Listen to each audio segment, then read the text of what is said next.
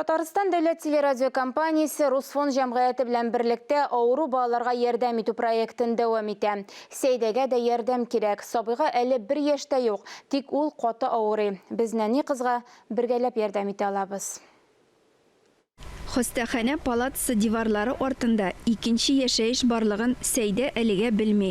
Сабыйга бронх үпкә дисплазиясе диагнозы куелган. Авыр сулыш ала, теләсә нинди вирусны авыр формада үткәрә, тыны кысыла, ютәлли.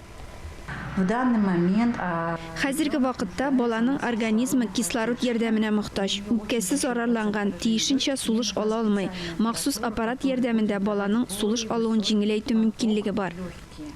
9 ай ішінде медицина картасы язмалар белән тулган диярлек. Кыз сабыр, әнисе дә гел янында булышып тора. Кызының хәле яхшырачагына ышанычы зур. Надежду не теряем.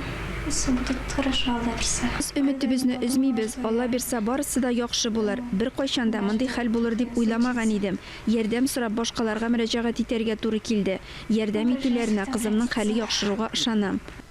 Дәвалау өчен сулыш алу җиһазлары, дарулар, дәвалау туклануы таләп ителә. Аның бәясе 890 мең сумнан артык. Әнисе Сәйдәне ялгызы тәрбияли. Әти-әнисе дә пенсионерлар. Без гаиләгә сезнең белән бергә ярдәм итә алабыз. 55-42 номерына дети сүзен язып SMS җибәрергә кирәк. Бер хәбәрнең бәясе 75 сум. Күбрәк өлеш кертергә теләүчеләргә тулырак мәгълүмат безнең телерадиокомпания һәм Русфонд сайтларында. Ләлә Зайнуллина, Гүзәл Зайнакова, Айрат Каюмов, Татарстан яңалыклары.